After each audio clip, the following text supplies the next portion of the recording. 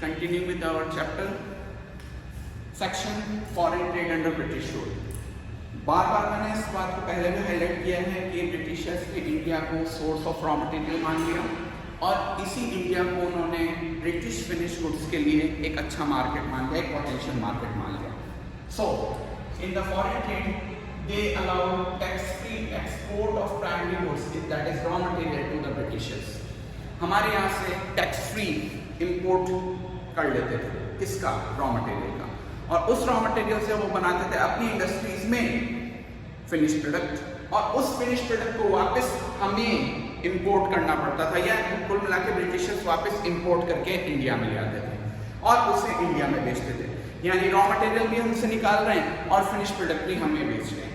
अब अगर कोई भी इकोनॉमी फॉरेन ट्रेड के अंदर प्राइमरी गुड्स यानी रॉ मटेरियल का एक्सपोर्ट करती है और फिनिश गुड्स का इंपोर्ट करती है, तो ऐसी इकोनॉमी को बैकवर्ड इकोनॉमी माना जाता है. अगर एक्सपोर्ट ऑफ प्राइमरी गुड्स किया जा रहा है और इंपोर्ट ऑफ फिनिश गुड्स किया जा रहा है, तो अपने आप वो इकोनॉमी बैकवर्ड इकोनॉमी मानी जाती है. नंबर 2, हमारे फॉरेन ट्रेड का क्योंकि कंट्री के ऊपर रूल चलता है ब्रिटिशर्स का, तो ऑब्वियसली उनका फॉरेन ट्रेड पे मोनोपोली कंट्रोल हो गया, होलसेल कंट्रोल हो गया. 50% ऑफ फॉरेन ट्रेड, हमारे फॉरेन ट्रेड का लगभग 50% फॉरेन ट्रेड कहाँ होता था, ब्रिटेन के साथ होता था. We were not free to easily export और इंपोर्ट टू अदर कंट्रीज. वो पॉलिसीज ही ऐसी बनाते थे, वो वर्किंग इस तरीके से करते थे कि मोनोपोली ट्रेड किसका चलता था, ब्रिटिशर्स के साथ चलता था. एक चीज और हुई थी, 1869 में स्वेज कैनाल ओपन हो गई थी.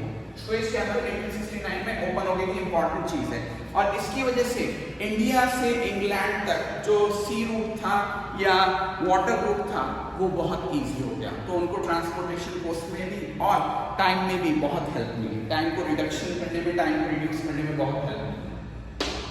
नेक्स्ट चीज, एक अच्छी बात उस समय ये थी कि हमारा trade balance that is export और इंपोर्ट का डिफरेंस पॉजिटिव आ रहा था. लेकिन यहाँ पर एक प्रॉब्लम थी कि हम एक्सपोर्ट किस चीज का कर रहे थे, रॉ मटेरियल का एक्सपोर्ट कर रहे थे, और इंपोर्ट हम किसका कर रहे थे, फिनिश गुड्स का कर रहे थे. तो उसका स्ट्रक्चर गड़बड़ था.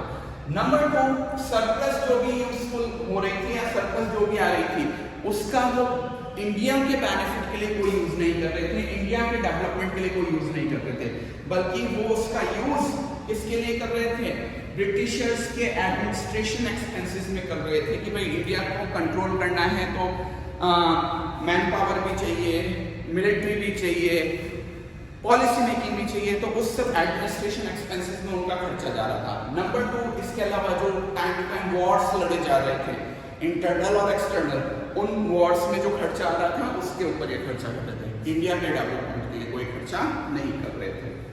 सो this is foreign trade under British rule. Now moving to the next topic, demographic profile. आपको मैंने बताया था इस चैप्टर में हम सबसे पहले एग्रीकल्चर के बारे में पढ़ेंगे, फिर इंडस्ट्रीज के बारे में पढ़ेंगे, फिर हम फॉरेन ट्रेड के बारे में पढ़ेंगे, डेमोग्राफी के बारे में पढ़ेंगे और ऑक्यूपेशन स्ट्रक्चर. तो ये डेमोग्राफिक प्रोफाइल वही डेमोग्राफी की स्टडी है. डेमोग्राफी बेटा होता क्या है, तो डेमोग्राफी का मतलब होता है study of population and it's factor like gender ratio, literacy, female literacy, population structure, working population, employment, unemployment, health structure, सारी की सारी चीजें डेमोग्राफी में आ जाती है. पॉपुलेशन सेंसस जो होता है वो भी एक डेमोग्राफी का पार्ट है.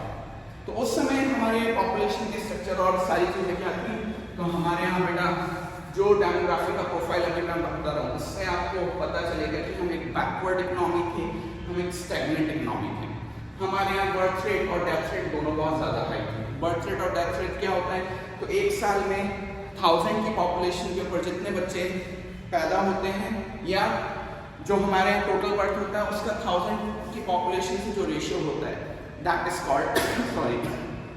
Called birth rate. तो हमारे यहाँ बर्थ रेट बहुत हाई आ रही थी 48/1000 और डेथ रेट हाई आ रही थी 40/1000. आज की तारीख में ये बहुत कम है, इतनी ज़्यादा नहीं है.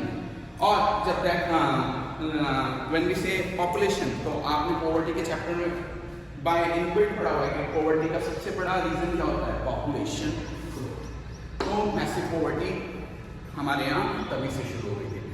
Next please, infant mortality rate, IMR. Infant mortality rate का मतलब होता है अगर कोई बच्चा पैदा होने के 1 साल के अंदर अंदर उसकी डेथ हो जाती है। पैदा होने के 1 साल के अंदर अंदर अगर बच्चे की डेथ हो जाती है तो उसको हम इन्फेंट मॉर्टेलिटी कहते हैं।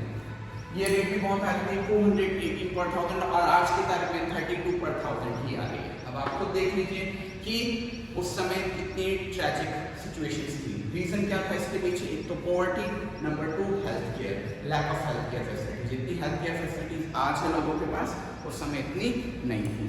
तीसरी चीज लाइफ एक्सपेक्टेंसी। लाइफ एक्सपेक्टेंसी का मतलब होता है ऑन एन एवरेज पर्सन कितने साल जिएगा। ओके, ऐसा जरूरी नहीं कि अब जैसे उस समय 44 आ रही थी और आज की तारीख में 68। इस 68 का मतलब ये नहीं कि सारे पर्सन 68 की एज में मर जाएंगे। नो, 68 से ज्यादा भी जी सकते हैं, कम भी जी सकते हैं, डिपेंड करता है। बट ऑन एन एवरेज जिसको हम कहते हैं, averages are not always true. तो ऑन एन एवरेज 68 आज की तारीख में एवरेज एज है हमारे यहाँ इंडियंस की, जबकि उस समय 1947 के टाइम की 44।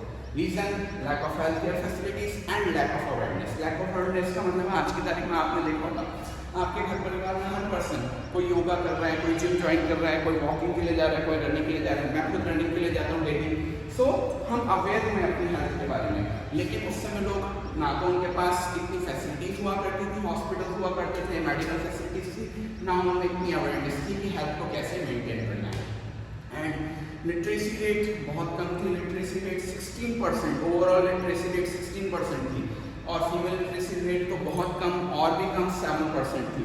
तो ऑब्वियसली कि जब आप लिटरेट नहीं हैं, जब आप एजुकेटेड नहीं हैं, तो you are not going to get a good job, you are not going to get good job opportunities, you will not have good earning, so definitely your nutrition level will be low, you will remain poor, and obviously you can't bear medical expenses.